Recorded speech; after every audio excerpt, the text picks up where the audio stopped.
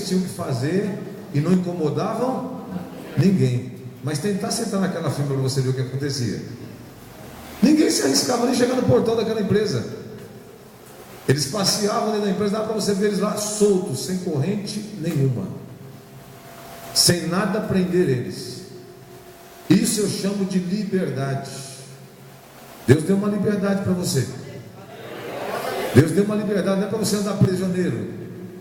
Porque tem pessoas que Deus deu a liberdade, e Paulo fala assim: você se tornou novamente a se colocar o quê? Preso.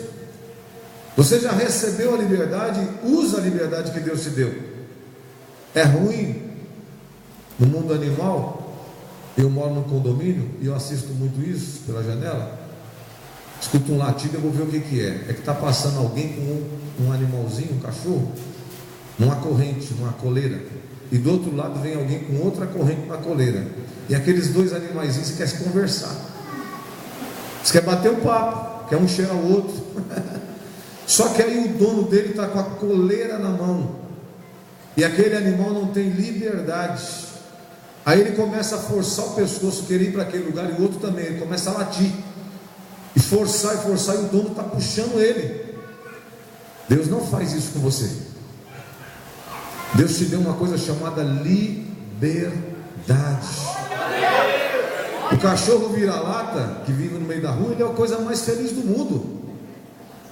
Ele cheira o que ele quiser, ele rasga o saco que ele quiser, ele come o osso que ele quiser. Ninguém fica ali, você não pode comer isso. O outro não, ele é obrigado a comer aquele negócio. Ele não tem liberdade. Deus colocou você no mundo e deu liberdade para você andar sobre essa terra. Você é livre para fazer o que você escolhe, sabendo que no final vai ter o que, irmão? Um resultado. Deus não vai prender você. Deus não vai andar com você numa coleira. Eu estou falando isso baseado no discipulado de quinta-feira que nós tivemos aqui eu fiz a parte com os homens. Só os homens, a bispa ficou com as mulheres e os jovens ficaram com os jovens. Mas nós discutimos um tema muito importante. Eu não vou abordar ele hoje, entre aspas, vou falar alguma coisa dele. Mas ninguém é preso. Ninguém está algemado. Deus te deu liberdade. Só que você tem que saber até onde você pode usar essa liberdade. Senão não é liberdade. Não vai ter uma coleira em você. Não vai ter pessoas falando vai, vem, senta, baixa, levanta. Não. Você tem uma liberdade, mas você está sabendo usar essa liberdade? Porque se você não estiver sabendo usar essa liberdade, quão miserável é você e quão escravo você é. O mundo todo tem um sistema. O mundo é feito de leis, de princípios, e nós estamos debaixo desses princípios. Quando nós acordamos de manhã, nós sabemos que nós temos que escovar os dentes. Quem foi que falou para você que você tem que escovar os dentes? A cárie? Porque senão você fica com mau hálito. Mas ninguém imprime, você tem que escovar o dente. Não. Isso aí já está dentro do pacote que você recebeu. Você compra a escova de dente. O camarada que está fabricando lá, não sei se alguém trabalha aqui na fábrica, mas na fábrica de escova ele está feliz. Ele continua fabricando escovas, porque ele sabe que alguém vai o quê? Usar. O camarada sabe que alguém vai tomar banho. Você vai usar o quê? O sabonete. Isso tudo ninguém precisa falar para você. A criança já vai crescendo e já vai sabendo todos os limites. De manhã eu tenho que tomar banho, eu tenho que pegar minha pastinha, tenho que escovar o meu dente. Já está tudo embutido no ser humano. Jesus, ele nos fez completo, irmão. Não tem nada faltando em você. Só que às vezes nós pregamos essa liberdade que Deus nos deu e tornamos a ser escravos. Eu estou gastando bastante tempo nessa parte para você entender que nada que acontece na sua vida, às vezes você fala que é culpa de Deus, e não é culpa de Deus, é culpa sua mesmo, porque Ele te deu uma liberdade que você não está sabendo usar essa liberdade. Como que eu sei que eu sou casado com a bispa Iva? Eu tenho que coabitar com a bispa Iva. Deus me deu liberdade, eu não preciso ficar olhando para a mulher e a bispa Iva também não precisa ficar olhando para o marido das outras. Então a liberdade, o que é a liberdade? A liberdade é isso. A gente casa, nós temos comunhão. Eu vou para o meu trabalho, ela vai para o trabalho dela. A pessoa que fica telefonando o dia inteiro para o marido ou para a mulher, ele exerce a liberdade ou não exerce a liberdade? Ele não confia. A pessoa tem uma liberdade, mas é uma liberdade assistida, vigiada. Está toda hora ligando, está toda hora querendo saber, e aí, você já está chegando? Você já está indo, cadê a liberdade? Todo ser humano ele é livre. Quando a pessoa se sente sufocada, ela começa a morrer ali. Esse sufocamento. Imagine se Jesus estivesse sufocando você pelos pecados que você cometeu essa semana, que você sabe que não podia cometer esse pecado, mas outra vez você usou da liberdade que Ele te deu para sair da liberdade. Mas o Espírito Santo, nós cantamos aqui nessa manhã, Ele te abraça mesmo assim, sabendo que você pecou. Ele te dá uma liberdade tão grande que você foi punido porque pecou essa semana. Não, mas você pecou. Se você não peca numa coisa, peca em outras. Peca no olhar, peca na palavra, peca na atitude, peca no julgamento, facilidade de julgar outras pessoas e não está olhando para você mesmo. Vai julgando, vai falando, vai condenando, vai sentenciando. Você pecou de alguma forma, mas Deus te deu uma coisa chamada liberdade. Você consegue voltar lá onde você caiu e se levantar, porque Ele te deu liberdade. Te deu liberdade, você consegue fazer isso sozinho. Mesmo quando você erra, você fica se condenando. É assim que o ser humano fica. E o cristão, principalmente, toda vez que você comete um pecado, você fica se autocondenando. Por que eu fiz isso de novo? Olha como eu sou fraco. Para começar essa palavra, eu fiz essa reflexão, mas abra a sua Bíblia no livro de Romanos, capítulo 1, verso 26. Vou colocar no telão e nós vamos ler junto essa palavra. E agora eu vou pedir, cadê os homens da igreja, todos, nem se movimentar. Amém? Já abriu a palavra? Romanos 1, verso 26. Nós vamos ler juntos.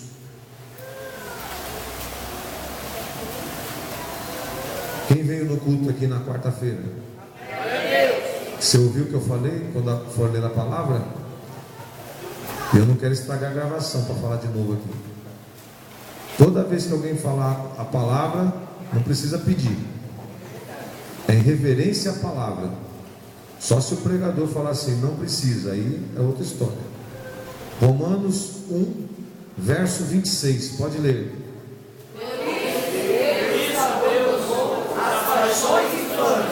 Porque até as suas mulheres mudaram o uso natural, no contrário à natureza. Pode continuar. E semelhantemente também os homens, deixando o uso natural da mulher, se inflamaram em sua sensualidade, uns para com os outros. Continua. Homens com homens, cometendo torpeza, e recebendo em si mesmos a recompensa que convinha ao seu erro. E como eles não se importaram de ter conhecimento de Deus, assim Deus os entregou a um sentimento perverso, para fazerem coisas que não convêm. Amém. Pode se assentar. Você falou assim, bispo, o que essa leitura tem a ver? Romanos, capítulo 1, verso 26, 27, 28, 29, você pode ler o 30 e pode ler o restante depois. Essa palavra tem a ver que nós estamos vivendo num século totalmente conturbado, onde as coisas mudaram completamente. A inversão de valores. E aí a palavra está falando, vocês leram aí, a mudança de natureza. Mudança de natureza. Isso não tem propósito divino, não está em Deus. Mudança de natureza. Hoje você já não sabe mais o que falar. Você já não tem mais como orientar.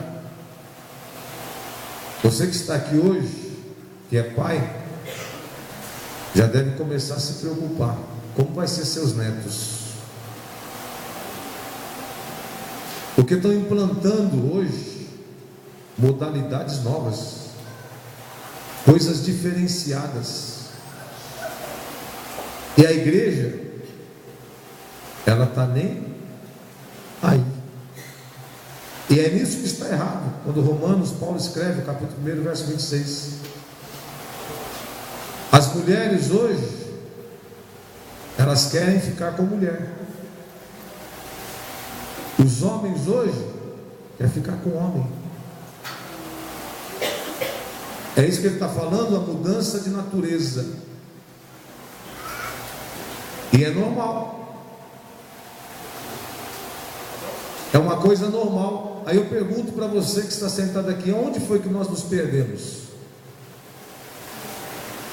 Porque o ser humano, ele foi feito um ser pensante.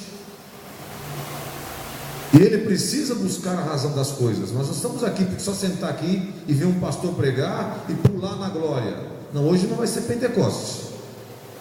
Ninguém vai ser batizado do Espírito Santo na hora da pregação hoje. Mas você tem que sair daqui melhor do que você entrou. Porque o problema não está aqui dentro da igreja. Aqui dentro é fogo, aqui dentro é céu. O problema está do lado de fora, o que você está fazendo do lado de fora.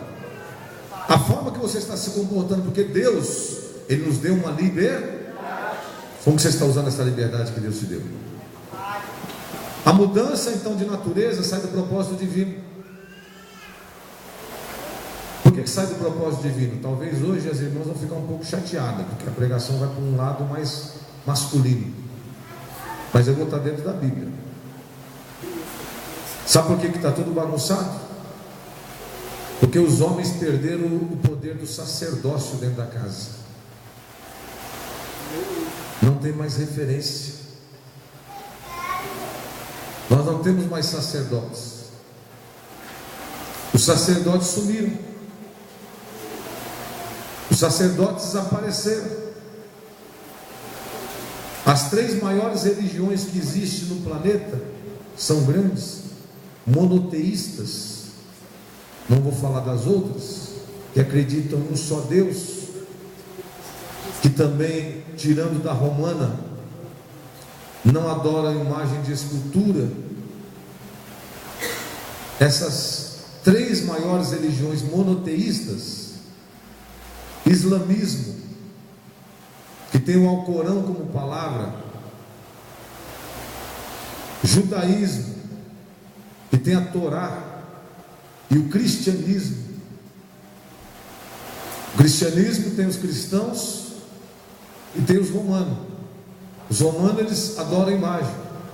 Mas você pode perceber nessas 3 religiões, que são baseadas dentro do mesmo princípio que nós, que é a palavra, uns acreditando no Pentateuco, o outro segundo o seu Deus que ele elegeu, mas é baseado na mesma palavra, são monoteístas, acreditam em um só Deus. Todos eles são regidos de uma forma que eu observei. Se você vê o Islã, todas as quintas-feiras, faça sol ou faça chuva, aquele homem do Islã, ele vai se reunir com os filhos e com a família na hora do almoço, e eles vão pegar o Alcorão na mão. O filho dele praticamente sabe o Alcorão de cor. Por que será que ele sabe o Alcorão de cor? Aquele pai senta com aquele filho, olha no olho e começa a passar princípios. A nossa família começou lá e é assim, o homem é assim, assim, a mulher é assim, o filho deve honrar pai e mãe. Eles fazem isso durante a vida. Se você for também para o judaísmo, é a mesma coisa. Os sabatos, eles se reúnem e vão pegar a Torá e vão estudar a Torá. O pai senta com o filho, a mãe está junto com a filha, eles observam, e os princípios, a história, a tradição é passada de pai para... Agora, dentro dessas 3 religiões monoteístas, você pratica o cristianismo. Que hora que você senta com teu filho, pai sacerdote? Que hora que você passa princípio para os seus filhos, pai sacerdote? O Porque dentro das outras religiões monoteístas, o pai senta com o filho e passa princípio. Você pode ver que os homens do islamismo são unidos e são fortes. Do judaísmo são unidos e são fortes. Agora eu pergunto para você, no cristianismo, onde está a força? O cristianismo perdeu a força. Dentro dessas três religiões monoteístas, você pode observar que lá não existe, por exemplo, eu sou herdeiro do meu pai. Quando minha irmã nasceu, mais velha, Terezinha, ela não é considerada herdeira. Só é considerada herdeiro quando nasce um filho homem. Esses princípios estão escondidos aonde? Na Bíblia, só que nós estamos observando essas coisas de forma... Dentro do cristianismo está uma bagunça. Por isso que hoje não tem mais referencial. Ninguém sabe quem é homem, ninguém sabe quem é mulher, porque o pai e a mãe não sentam mais juntos. Principalmente o sacerdote tem que sentar na família, tem que chamar o filho, tem que conversar, tem que passar princípios. Nós estamos vivendo uma bagunça. Dentro das três religiões monoteístas, eu passei quase a madrugada estudando sobre isso. E essa semana, desde quarta-feira que eu estou lendo sobre esse assunto, eu fui observar, irmão, dentro das religiões chamadas monoteístas, islamismo, judaísmo, cristianismo, só um Deus. Existe um detalhe importante que eu observei. Por que nós estamos fracos no Ocidente? Nós estamos fracos, já estamos ouvindo piadas. Vocês lembram que eu contei algumas aqui? Quando um camarada do Islã fala assim: o Brasil é peixe, é só chegar lá que as mulheres lá é sopinha, lá é fácil, faz 40 filhos em cada uma e vão começar a crescer. Agora eu te pergunto, vai dar certo ou vai dar errado? Ficou dividido aí, vai dar certo ou vai dar errado? Se a igreja começar a mudar hoje e tomar o lugar dela, vai dar errado. Se continuar na marcha que nós estamos, já deu certo. Por que, pastor, que já deu certo? Você já pode ver por aqui, né? O sacerdote dentro da religião, o judaísmo se encontra no sábado, o islamismo na quinta-feira, e o protestantismo, que é os cristãos, hoje é o domingo, domingo da família. Está cheio de homem que está em casa dormindo, e os filhos deles estão sem referência, porque ele não toma atitude. Ele não tem atitude para estar conduzindo a família. Não, a minha esposa não vai hoje, mas eu sou o sacerdote. As mulheres não podem entrar no templo. Imagine se aqui no Brasil e dentro do cristianismo a mulher não pudesse entrar no templo. Quem que estaria no templo, irmão? O vento, né? Porque o sacerdote esqueceu qual que é o lugar dele. É ele que preserva a família, é ele que sai de madrugada, é ele que vai buscar o sustento. Dentro dessa ideia monotonista, monoteísta, e dentro do patriarcal, tem uma coisa interessante. Nós somos esse modelo patriarcal, mas aí foi fazendo uma mistura, uma bagunça. A mulher hoje ela sai para trabalhar. Isso aí já entra na filosofia, para quem está na faculdade, que vai falar da família moderna e da família pós-moderna. E aí vai. Essa família moderna, no princípio bíblico, que é patriarcal, ela foi mudada. Só que dentro das religiões monoteístas, só o cristianismo que aderiu a isso. As outras não aderiram. Tanto que você pode ver a força que as outras têm e a fraqueza que nós temos. Dentro dessa ideia do patriarca, e nós temos a referência dos patriarcas, você sempre viu o patriarca estar falando com quem? Com Deus. O patriarca ia buscar a resposta de Deus. O sacerdote tem papel importante. Oh, aleluia! Se ele não entender isso, a casa dele está desmoronando em cima dele, ele vai ver a casa cair na cabeça dele e não vai conseguir resolver o problema. É o sacerdote que Deus levantou para segurar a família. O homem tem papel importante. Dentro disso, você não vai encontrar. Pode ver, no islamismo é homem, no judaísmo só o homem fala, E dentro do catolicismo ainda eles conseguem manter. Você não vê uma freira ser ordenada a padre.